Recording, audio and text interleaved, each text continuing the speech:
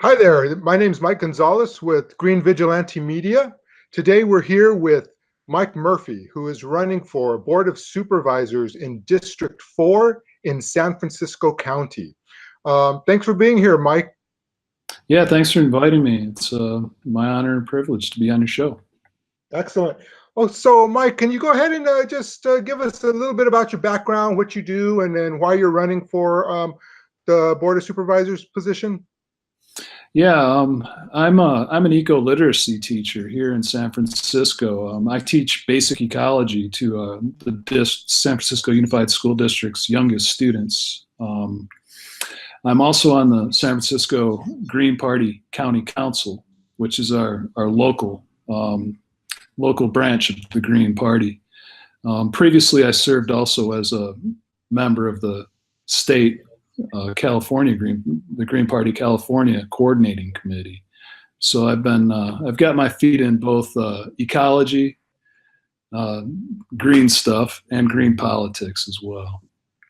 I'm running for the Board of Supervisors because we have no local representatives who represent our neighborhoods here in San Francisco. What we have is a relatively complex ecology of corruption and greed, which primarily feeds on real estate money in our gentrification crisis here in San Francisco. So I want to be represented on at least one level, and I think on a local, very hyper local level, we deserve that, a seat at the table. Excellent. Well, certainly as a Green Party member myself, I appreciate you representing us. Win or lose, just to be out there to get our voice out there and be represented that way. San Francisco is my personal favorite city, and I think it has a beauty all its own. But one of the things that has become increasingly problematic, I think, is the homelessness problem. Can you talk about the homelessness problem, how it could be solved, maybe some of the causes of it as well? Yeah, I don't see the people who are homeless in San Francisco as a problem. The people are not the problem. The problem is we have a systemic disorder where people are denied the very basic right of having a roof over their head.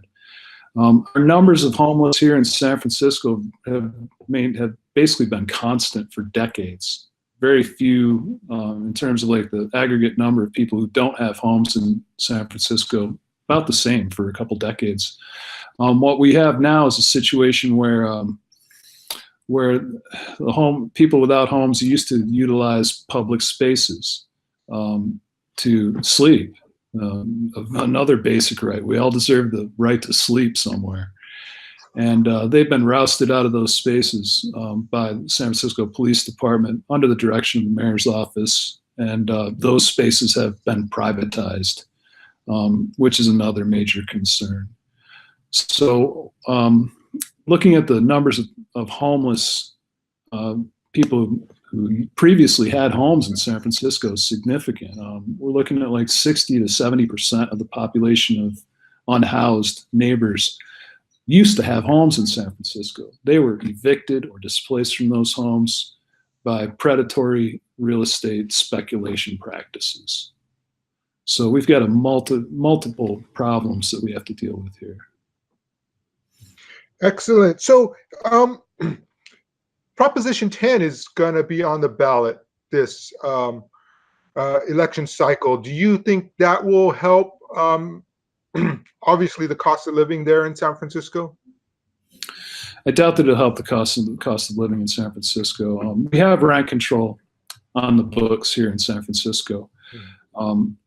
However, what the city has done is drop the ball on Prop 10. I really think it's going to pass because of the fact that so many other urban areas throughout the country, in fact, throughout the world, North America particularly, are experiencing the same gentrification patterns we have here in San Francisco. What the city's done is drop the ball. We should be having a conversation now about what it's going to look like for us when Prop 10 passes.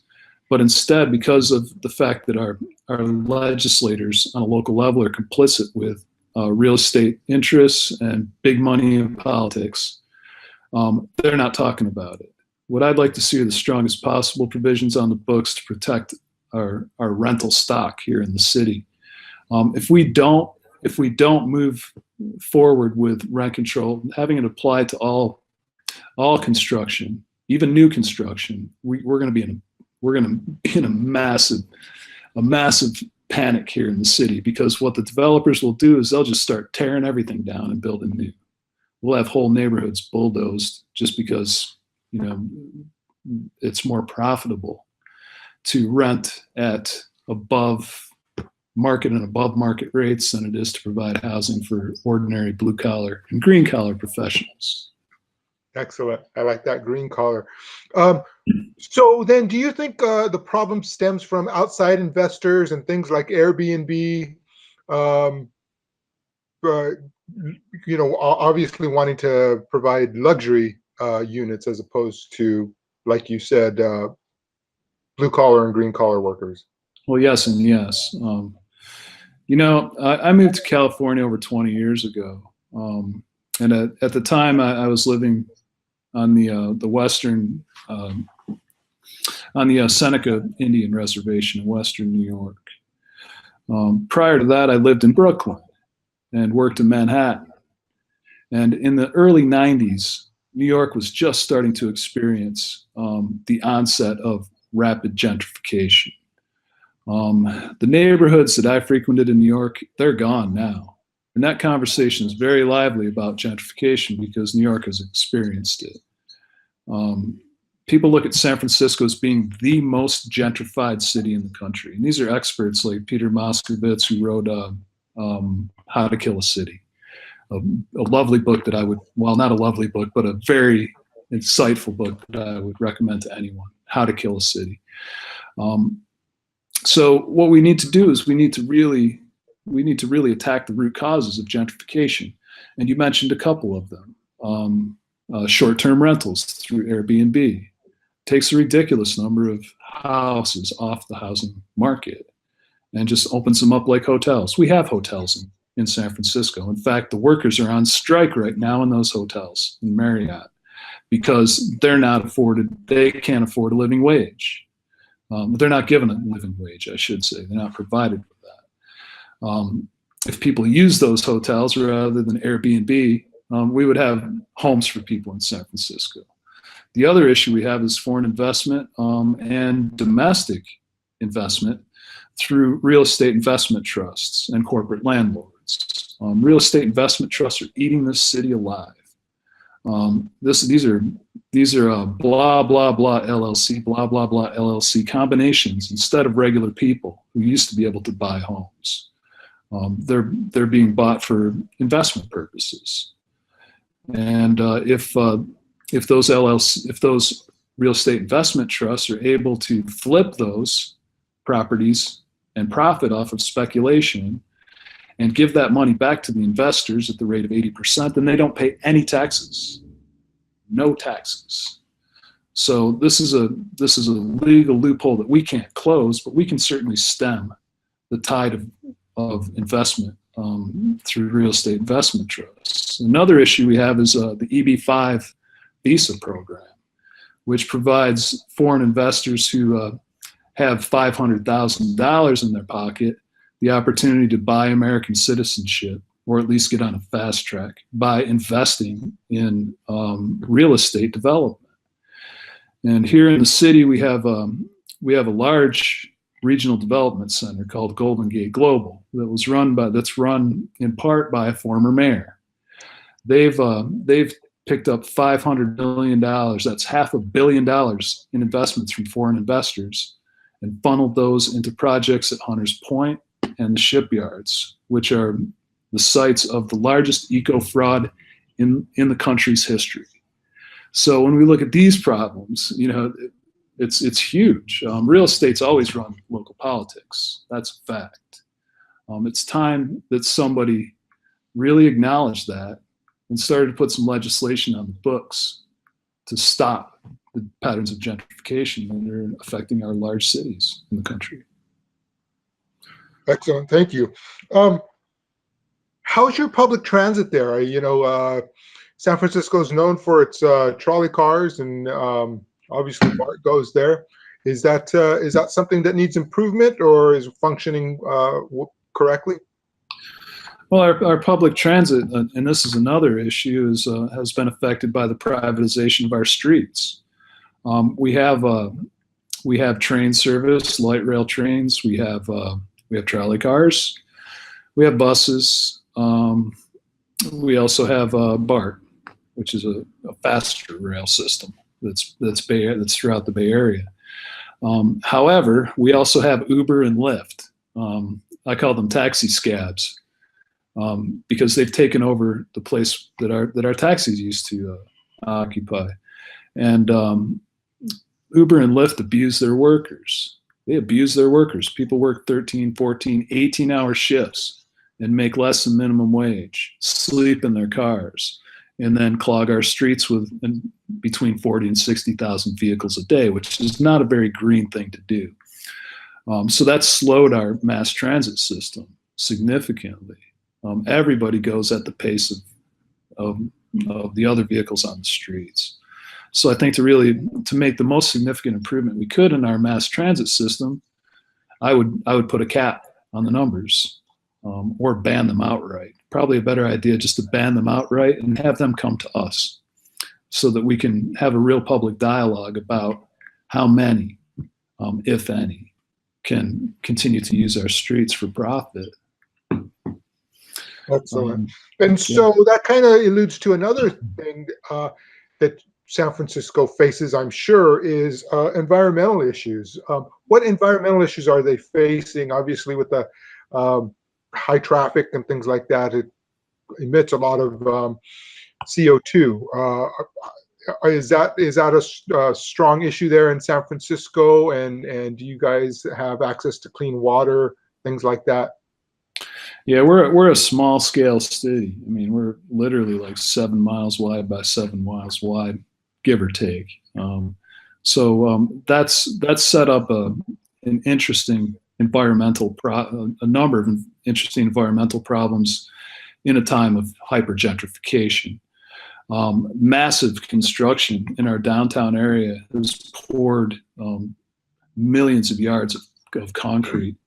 And concrete's responsible. As an ecologist, somebody comes from a background in ecology, I look at the whole picture. And concrete amounts for about 8% of carbon emissions globally. It's a huge footprint. We don't have the infrastructure to support massive development in the city. Case in point, there is no away anymore. You don't throw something away. You don't flush anything away. It goes somewhere. And because of the massive development, we've seen an increase in combined sewer overflows into we have a combined sewer system that combines stormwater with sewage.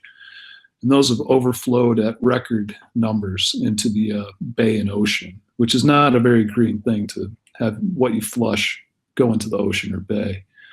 In terms of our water supply, we have another interesting problem. The city, in its infinite wisdom, decided to put toxic turf, which is artificial astroturf with ground waste tires in it, over our groundwater supply. And they didn't do a fabulous job doing that either. So that's leaching into our groundwater, which the city has decided to mix into the water that we get from Yosemite, Hetch Hetchy. So it's an incredible diversity and complexity of problems that have been created by our city government. It's really remarkable. We have a Public Utilities Commission that is an enterprise agency, which means they're in the business to make money. They were bond funded for several $1 billion just a few years ago, and they've run through that bond money on crony contracts. And now they're raising water and sewage rates to all their customers. Meanwhile, they're selling the excess water from the groundwater supply the toxic groundwater that's being mixed into our clean Hetch Hetchy water to other communities. That seems to be in violation of the spirit of the Raker Act, which allows us to draw from Yosemite in the first place. So it'll take a hard-nosed legislator, somebody who really cares about the environment, to really make a difference here. And there aren't any except for myself in this race. So it'd be nice to have a green in office so that we could at least claim somewhat without hypocrisy that we are a green city, because we're not. It'd be nice to have a green in office everywhere, I say. Yeah. Hey, let's switch gears a little bit. San Francisco kind of came into the national or world spotlight with the killing of Kate Steinle. Can you talk about the sanctuary city status of San Francisco, and if that's something positive or negative? And I don't know if you want to touch on the case itself. Well, we're certainly a sanctuary for billionaires, no matter where you come from. So that's on the books. The other sanctuary city policy that you refer to, the legal one, is just and correct. Everyone should have due process. I mean, you and I, when we travel, assuming we have the time and means to travel, we expect that if something happens, that we are treated with some sort of legal decency, that not that we're just handed over to a secret police and locked up for an indefinite period of time, perhaps separated from our families for no reason other than we're not from that place. So I think what happened in the event that you mentioned, the Kate Steinle case, this is an issue with where the city overstepped.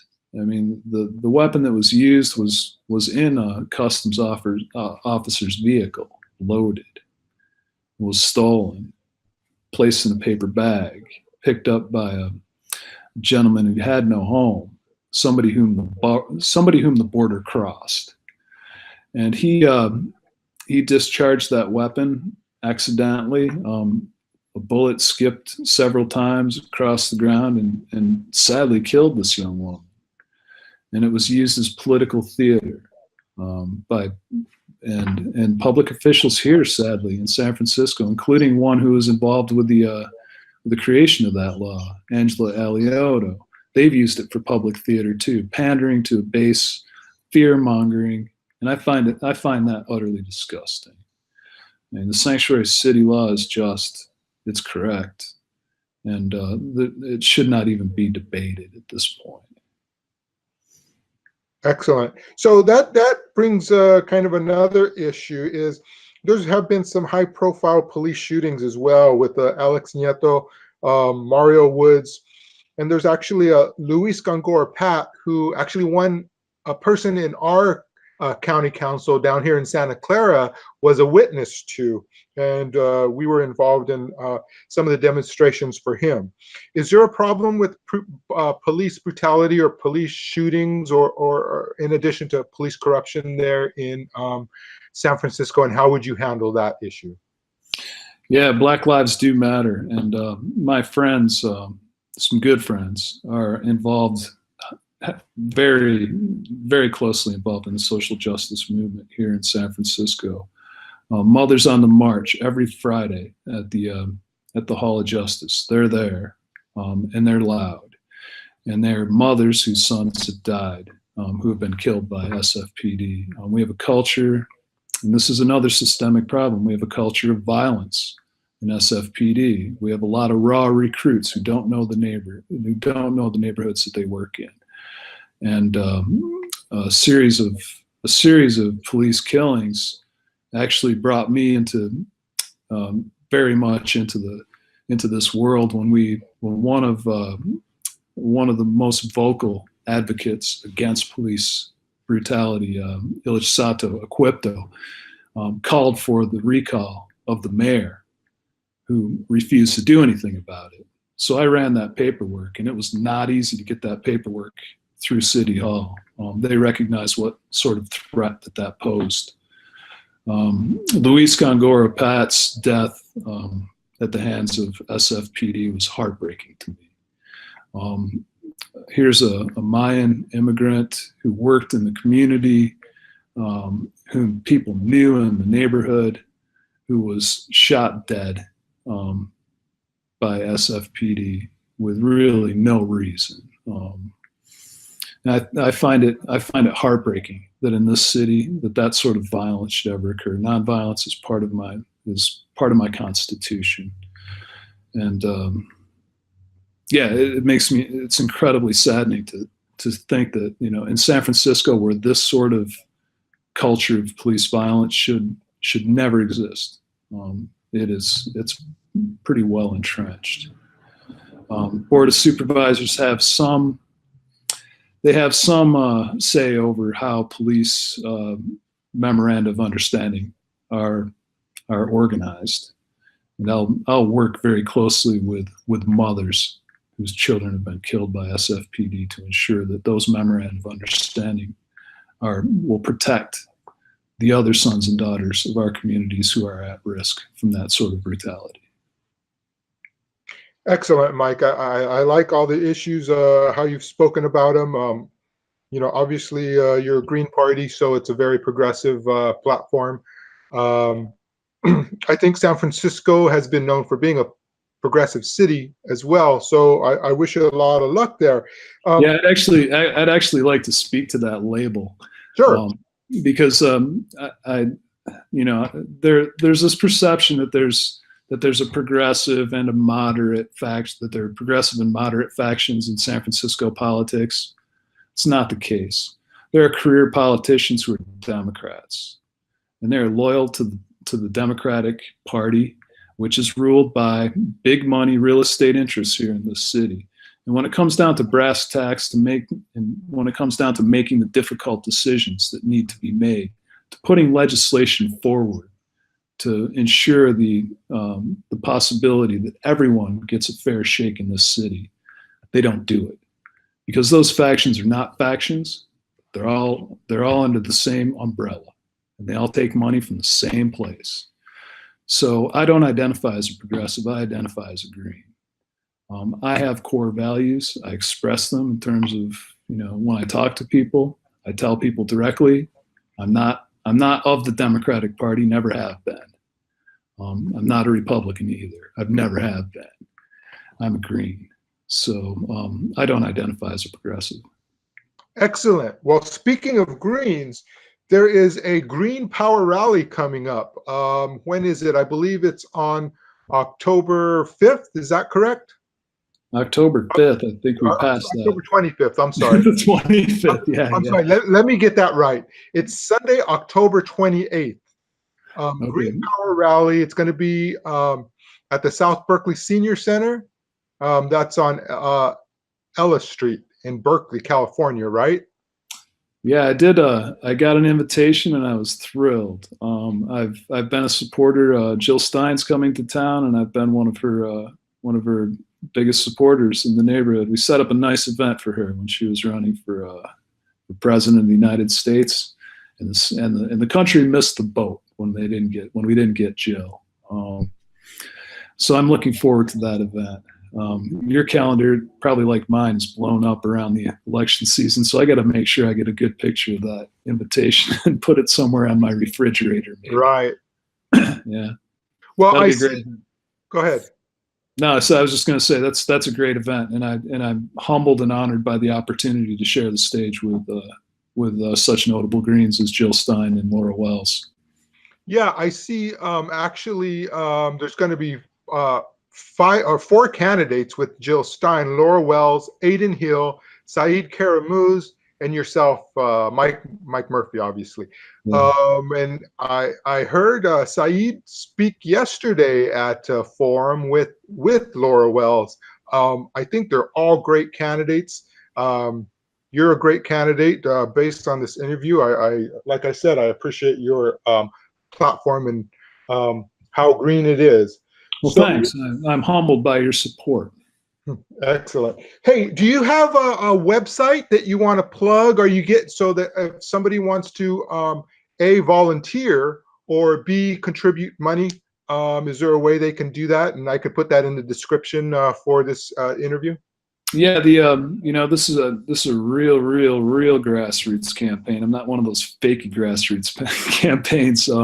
I'm basically doing everything myself. From I wear the treasurer's hat when I need to, and the web designer's hat when I need to. Right now, if you go to www.murphy, MURPHY, the number 4 soup, SUPE.org. That's murphy4soup.org. You'll get to my website, and it's going to be changing throughout as we lead right up to the election. So check in often. And I do need money. The campaign is underfunded, sadly, but you know, I humbly ask for small donations, and we'll use them resourcefully. It all goes to printed material, quite honestly, so that we can put in voters' hands, and the occasional honorarium for performers like those involved in the Black Lives Matter movement who are coming out to support me. Excellent. So, you know, what you said is that you're a real grassroots campaign, which the Green Party does not take corporate money. You talked about, you know, the real estate industry owning the legislator in most developed areas. So the Green Party is always funded by people. And I think you're a very good Green Party candidate, and I wish you luck, and I appreciate you doing this interview. Well, I thank you very much for the opportunity. And, you know, I look forward to supporting my fellow Greens at the rally, and I hope you can make it. It'd be nice to shake your hand in person. It's the direct connection that really matters. And absolutely. And I'm going to cut it out now to meet up with voters face to face. Right. Absolutely. So yeah, I'm going to try to be there. Maybe we'll do another video there. Thanks a lot, Mike. All right. Outstanding. Thank you very much. I appreciate the opportunity to meet with you online.